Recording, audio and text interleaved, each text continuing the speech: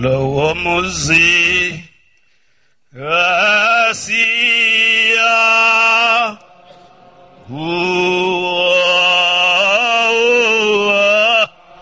Agungeni isono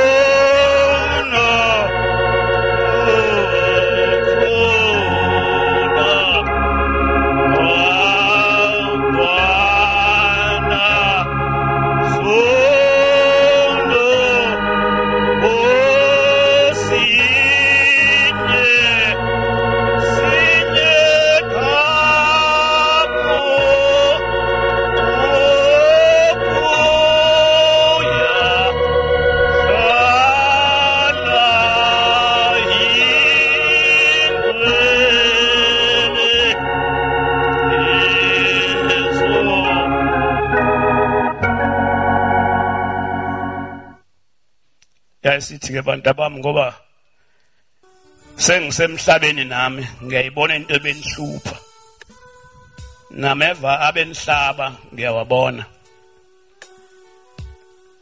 nokuhlubuka bokuniphethe imbangela yakho ngiyakubona ngizonifikela nethuluzi elihle basho njalo abafundisi basephakameni bathi ushembe wehla na wonke amathuluzi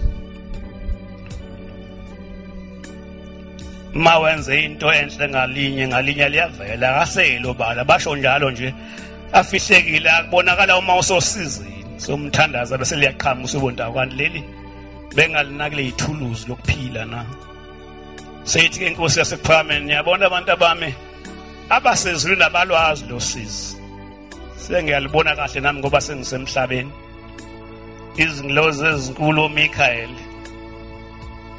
azilwazi lolu sizi ngoba sikaze zize emhlabeni zihambe ngenyawo hlatshwa ameva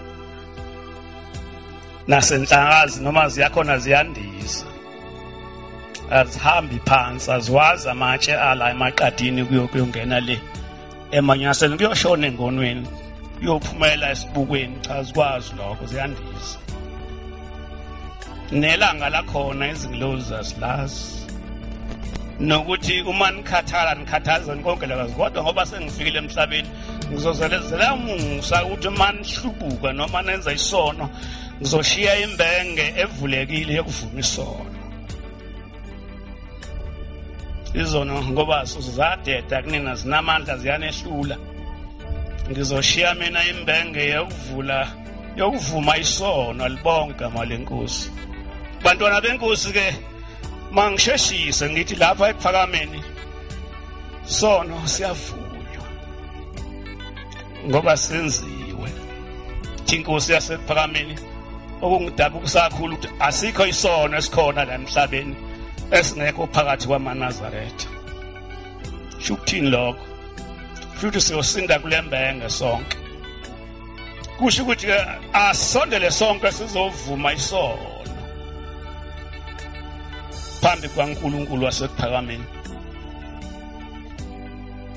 ngoba uma singasivumele isono siyamqeda umuntu singaphezu komdlavuza amanzi ebhetshi bayaza beimoto ukuthi mayeka kuthela ingubeni iyaguga ingubo kodwa isono ithi inkosi yasephakameni siyawedlula amanzi ebhetshi ngoba sidlavuza ingubo yomphefumulo siyiqede nya umuntu angabonakala angafi nihambe naye ngicabanga ukuthi umuntu uyaphila kanti amanzi esono asamqeda manje ke lokufa kuyathathelwana kufa kwesono akumnandi abake baphuza utshwala abake bangixoxela ukuthi utshwala uma uphuza wedwa bomnandi uma wehlulwa unkosikazi wakho ekuvalele endlini ethi khona ungezulwayiza mase udakiwe awubuze lobutshwala uyophume ngeback door uhambe uyofuna abantu bomnandi uma kunomsindo nesono ke sinjalo asimnandi mawusidla wedwa sengathi ungasidla nabaningi kodwa sona uma sikudla buthule bawotha bebona abantu undoda ibishayeka phansi kanti idliwa isono manje ke ithi inkosi yasekuphakameni Shembe wafika wanikeza abakhokheli wathi anovuma kubona izono, wanikeza nabashumayeli wathi anonikeza anovuma kubona izono. Angazi kodwa kubavangeli nakubafundisi noma kuyavumeka yini, kodwa akekho umuntu obizwa ngeganyana lapha kule nkonzo ongenawo amandla noma icapacity yokuvumisa umuntu isono agezeke. Alibonke igama lenkosi. Kodwa ukuthi umsebenzi owenziwayo yini lowo noma umsebenzi okhona yini enhlizweni zethu sonke sihlezi la ngaphambili angazi noma kunjalo yini.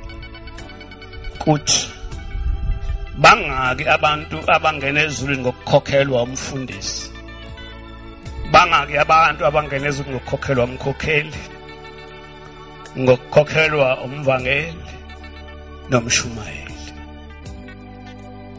Inkosi yasekuphakameni ayikho enye insipho yesono ekhona engiyazi ngaphandle kusivuma. Ithi kodwa ngiyabona ukuthi kunzima, ngoba laba abantu engikhuluma ngabo babekwa yimina, abaningi babo banolaka, bafana nami, ibalinganisa nayo inkosi. Inkosi yasekuphakameni ke yaba nalolu lisho emhlabeni, yaziwa ukuthi inolaka inonya. Angiphiki lokho, angazi ngoba ekazingenzele unya nolaka ekazingenzele lona ngilwazi ulaka lwenkosi yasekuphakameni nonya lwenkosi yasekuphakameni angilwazi. Toyinye ngiyazi ezinqwaba nezinqwaba engalahla mina uma ngahluleka kuyigcina kuyiphatha umusa. Shembe madoda, makhosikazi akithi nezintombi zakithi unomusa, kodwa umusa wakhe uyabulala nawo. Inkinga ileyo, ngazi ukuthi yini engcono umusa wakhe nesono. Sono siyabulala kodwa nomusa kaShembe uyabulala. Bambalwa abantu abasurvivayo ukuphila uma uShembe banzele umusa, abaningi bayafa. Banye bajika phambi kwethu sihlezi esontweni, bajike babe zinkawu. Kade khulile umuntu simhle simbona kumfana omuhle, wagcotshwa wawumshumayeli wawumvangeli wawumfundisi, kodwa jika umuntu abe yibhubesi, angabe saba lento uShembe ayafuna abe yona, kanti yena ulungile. Ithi inkosi yasekuphakameni laba abantu uma bebekwa akushongo ukuthi bona abobangcwele, kwathiwa bona abobayimgodi yokugqiba imbola yezono zamaNazaretha. Manje ke inhliziyo angazi noma uma sibabeka, ngoba thina singabantu bomhlaba siyayibona ukuthi banana noma bengenayo siyakhumbula ukubacelela kuShembe, ngoba zonke izinhliziyo zithathwa kuShembe. Alibonke igama lenkosi. Ke inkosi yasekuphakameni ilezo zinto engicabanga ukuthi ziwumusa, kodwa zivulelwa abantu abathandwayo nabafunayo iqiniso lezwi lenkosi yasekuphakameni.